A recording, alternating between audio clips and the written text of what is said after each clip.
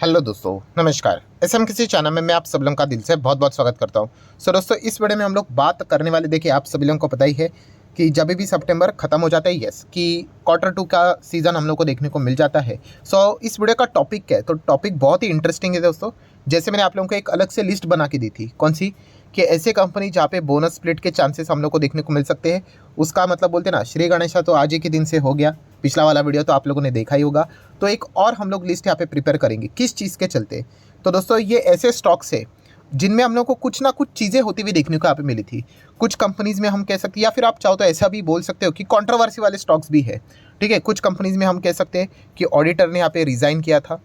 कुछ कंपनियाँ ऐसे जहाँ पे मैनेजमेंट में बड़ा बदलाव देखने को मिला था, इसके चलते स्टॉक क्रैश हुए थे। ठीक है, तो कुछ कंपनियां ऐसी थी जिन्होंने लगातार नंबर्स यहाँ पे अच्छे दिखाए एंड उसके बाद बहुत बड़े बड़े इन्वेस्टर ने बड़ा पैसा यहाँ पे लगा दिया। तो उसके नंबर्स कैसे आएंगे, उसके ऊपर बाजार का फोकस रहेगा। तो ऐसी कुछ कंपनीज की लिस्ट आपके सामने यहाँ पे रखना चाहूँगा। तो आप चाहो तो इन कंपनीज को थोड़ा सा डिटेल में स्टडी कर सकते हो। तो क्वार्टर टू के कॉन्टेक्स्ट में ही हम लोग बात करेंगे, जैसे कि कौन से स्टॉक्स के ऊपर फोकस करना है। तो आप देख सकते हैं ईके एनर्जी, इसके ऊपर आप फोकस रख सकते हो। अभी तो देखा गया तो हाल ही में इन्होंने नंबर्स पेश किए थे जो कि बहुत ही खराब थे, जिसके चलते स्टॉक में तो हम लोग को सीधा लोअर सर्किट ही लगते हुए देखने को यहाँ पे मिला था। स्टॉक का पैटर्न ही रिस्की है, माइक्रो कैप टाइप की, स्मॉल कैप टाइप की एक कंपनी है। इसके भी नंबर देखना इंटरेस्टिंग रहेंगे। यहाँ पे भी देखा गया तो ऑडिटर ने बीच में कुछ तो रेजिग्नेशन से रिलेटेड बहुत कुछ अनबन हम लोग को होती हुई देखने को मिली थी एंड इसी चीज़ के चलते स्टॉक भी हम लोग को टॉप लेवल से आप देख सकते हो बहुत नीचे आते हुए देखने को यहाँ पे मिला था। नो डाउट छोटी कंपनी है, बट स्टिल जहाँ पे हम लोग को एक स्पेसिफिक रीज़न भी देखने को मिला था ऑडिटर से रिलेटेड। तो ज़रूर आप चाहो तो इस कंपनी के नंबर्स को थोड़ा सा ज़्यादा डिटेल में स्टडी भी कर सकते हो। नेक्स्ट अगर हम लोग बात करेंगे यूनिटेक, अभी ये तो है पेनी स्टॉक, बट फिर भी यहाँ पे आप सभी लोगों को पता है, यस, ईडी की एंट्री हुई थी एंड उन्होंने कुछ इनके प्रॉपर्टीज़ भी अटैच यहाँ पे किए थे। तो डेफिनेटली हम कह सकते हैं कि इस कंपनी के ऊपर भी आप फोकस यहाँ पे रख सकते हो। वैसे तो कुछ है नहीं स्टॉक में, 2 रुपये का स्टॉक में हम लोग क्या ही देखेंगे, क्योंकि टॉप लेवल से अगर आप चेक करोगे, ये देखिए इस प्रकार से टोटली क्रैश यहाँ पे ये हो चुका है। बट फिर भी इस वक्त ऐसी कुछ घटनाएं देखने को मिली थी। चेक कर लेंगे कंपनी के नंबर्स कैसे आते हैं, कैसे मतलब उस हिसाब से। नेक्स्ट अगर हम लोग बात करेंगे दोस्तों, तो हीरो मोटोकॉर्प। हीरो मोटोकॉर्प क्यों रडार के ऊपर रहना चाहिए? हाँ, बहुत सारे लोगों को पता होगा जो इस चैनल को देखते हैं। अगर देखा गया तो यहाँ पे इनकम टैक्स डिपार्टमेंट, देन उसी के साथ साथ एमसीए की बात करें, ministry of corporate affairs, then enforcement directorate, ED की बात करें, तीन तीन डिपार्टमेंट इनके पीछे पड़े हुए थे। मतलब पड़े हुए थे मतलब अभी भी चल रहा होगा। ये इन्वेस्टिगेशन का प्रोसेस आपको पता है लंबा चौड़ा होता है। तो इसी चीज़ के चलते हीरो मोटोकॉर्प के नंबर देखना भी इंटरेस्टिंग रहेगा। बहुत सारे आरोप है कंपनी के जो ओनर है उनके ऊपर, ठीक है, मतलब जो टॉप लेवल के मैनेजमेंट है उनके ऊपर। तो ये एक हम लोग को चीज़ देखने को मिलती है। तो इसीलिए कंपनी के जब भी नंबर होते हैं, क्या पता एकदम स्ट्रिक्ट ऑडिट कभी हो जाए, इसके चलते कोई चीज़ें 19-20 बाहर आ जाए। तो इसी चीज़ के चलते हीरो मोटोकॉर्प को क्या कर सकते हो आप, नंबर्स के हिसाब से रडार के ऊपर रख सकते हो। नेक्स्ट अगर हम बात करेंगे दोस्तों, तो लक्स इंडस्ट्रीज़, तो यहाँ पे भी आपको पता ही है कोलकाता में हाल ही में, यस, इनकम टैक्स डिपार्टमेंट के रेड पड़ती हुई देखने को मिली थी। कुछ आरोप भी थे इन कंपनीज़ के ऊपर कि टैक्स इवेजन मतलब जितना पे करना चाहिए था टैक्स उतना नहीं दिया करके, ये आरोप है।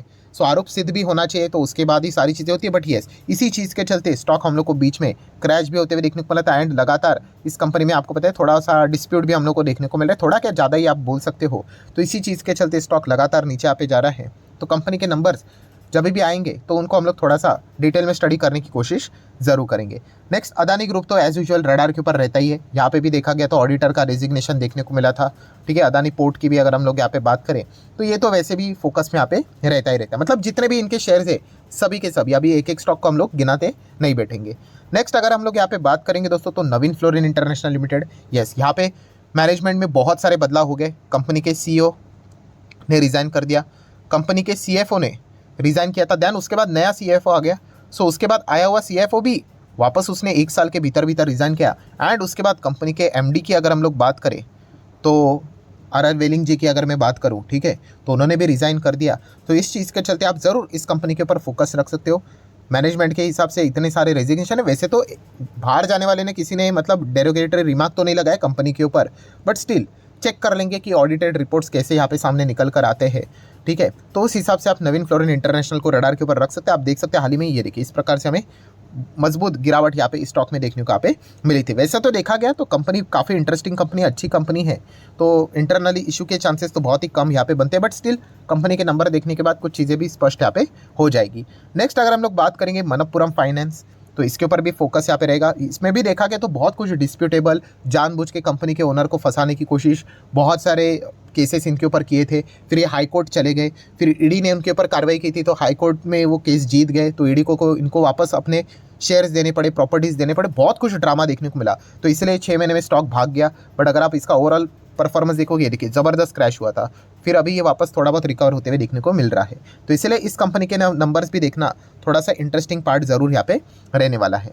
नेक्स्ट अगर हम लोग बात करेंगे दोस्तों, सबसे ज़्यादा अगर इंपॉर्टेंट कोई स्टॉक होगा वो होगा HDFC बैंक। यस, क्योंकि खुद यहाँ पे HDFC बैंक जो कि अभी मर्ज एंटिटी है, ठीक है, इसके बीच में आपको पता है प्लस HDFC लिमिटेड भी इंक्लूड हो चुका है। तो खुद मैनेजमेंट ने बोला है कि ज़्यादा उम्मीद मत रख लेना कि हमारे नंबर अच्छे आएंगे करके, NPS भी खराब यहाँ पे आने वाले, पहले बोल के रखा हुआ है उन्होंने, ठीक है। प्रोविजनिंग की बात करें, NPS की बात करें, ग्रोथ की बात करें, तो जितना भी हो सके माइनस की बात उन्होंने यहाँ पे की। इसी चीज़ के चलते HDFC बैंक का स्टॉक हम लोग को ऐसा टॉप लेवल से गिरते हुए देखने को मिला। मतलब 9-10% की गिरावट HDFC बैंक में बहुत ही रेयरली देखने को मिल जाती है। तो इसलिए इस स्टॉक को तो खास करके नोट करके यहाँ पे रखना है। वैसे तो एडजस्टमेंट ऑलरेडी हो चुका है कि नंबर खराब आएंगे, मैनेजमेंट ने खुद ही बोल दिया है, बट स्टिल आपने भी यहाँ पे क्या करना चाहिए, इनके नंबर्स एक्चुअल में हकीकत में कैसे आते हैं वो भी देखना एक इंटरेस्टिंग पार्ट ज़रूर रहेगा।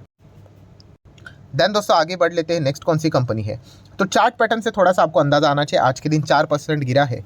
देन अगर मैं आपको महीने भर का चार्ट दिखा दूँ, 26% डाउन है।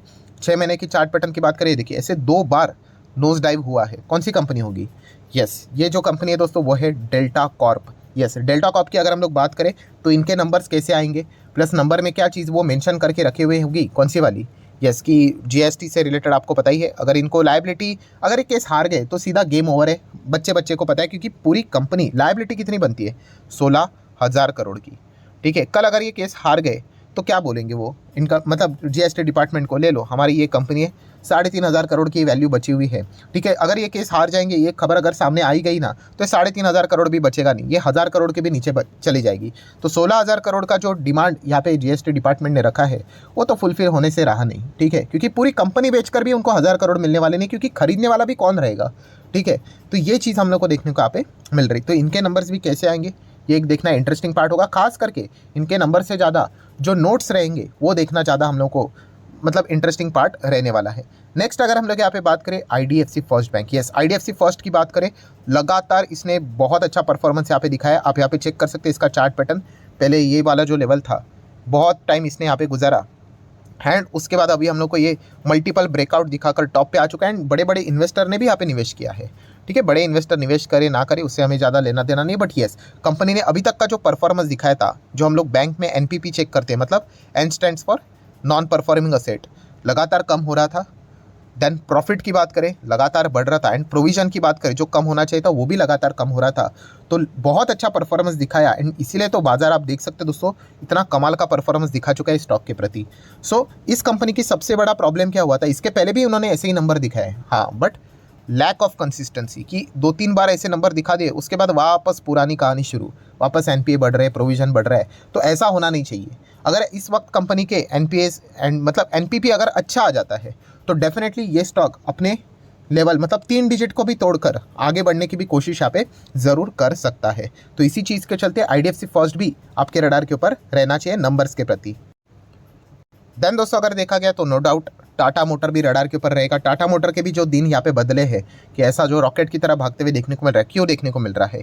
यस, क्योंकि कंपनी पहले लगातार घाटे में ही चल रही थी, जो कि हर किसी को पता था कि आज नहीं तो ये घाटा प्रॉफिट में यहाँ पे बदलने वाला है। एंड पिछले कई क्वार्टर से यहाँ पे कंपनी लगातार प्रॉफिट दिखा रही। देखिए प्रॉफिट कम भी हो गया ना तो भी चल जाएगा, बट हाँ, कंपनी वापस लॉस में जानी नहीं चाहिए, ठीक है। अगर लॉस में चली गई तो फिर वापस यहाँ पे जो सेंटीमेंट है कंपनी की, जो इतने पॉजिटिव बने हुए आप देख सकते हो, बिल्कुल टॉप पे है। और ऐसे टॉप लेवल से आपको पता है, अगर कंपनी ऐसे हेडलाइन बन गई कि Tata motor again slip into profit, slip into the losses, तो ये अच्छा नहीं रहेगा, ठीक है। तो यहाँ से मतलब डर का माहौल ज़्यादा आ जाएगा, तो लोग फटाफट प्रॉफिट बुकिंग की ओर बढ़ सकते हैं, क्योंकि हर किसी को अच्छे खासा रिटर्न इसमें मिल चुका है मतलब और भी अच्छा करेगा। बट येस, अगर ऐसा हेडलाइन बन जाता है तो दिक्कत यहाँ पे हो जाती है। तो इसीलिए टाटा मोटर भी हर किसी के रडार के ऊपर यहाँ पे रहने वाला है। देन देखा गया तो सुजलान एनर्जी भी रडार के ऊपर रहेगा, ठीक है। बड़े इन्वेस्टर ने निवेश यहाँ पे किया है, बहुत सारी चीज़ें डेवलपमेंट होती हुई देखने को मिली है। तो कैसे आते हैं नंबर, ये देखना एक इंटरेस्टिंग फैक्टर यहाँ पे ज़रूर रहने वाला है। सो आशा करता हूँ दोस्तों वीडियो हेल्पफुल लगी होगी। तो चाहो तो आप इसको लाइक एंड शेयर कर सकते हो। एंड डीमैट अकाउंट अगर आपने अभी तक ओपन नहीं किया है तो लिंक नीचे डिस्क्रिप्शन में 25 वीडियो की लिस्ट आपको बिल्कुल फ्री ऑफ कॉस्ट मिल जाएगी। आपका नाम, कौन सा अकाउंट आपने लिंक के थ्रू ओपन किया प्रॉपर्ली कमेंट से मेंशन कर दिया तो हफ्ते भर के अंदर सारे लेक्चर्स मेरे साइड से फ्री ऑफ कॉस्ट प्रोवाइड कर दिए जाएंगे ताकि आप शेयर बाजार को आसान भाषा से सीख सको। So that's it, thank you very much दोस्तों। We will be meeting our next video, तब तक के लिए बाय बाय।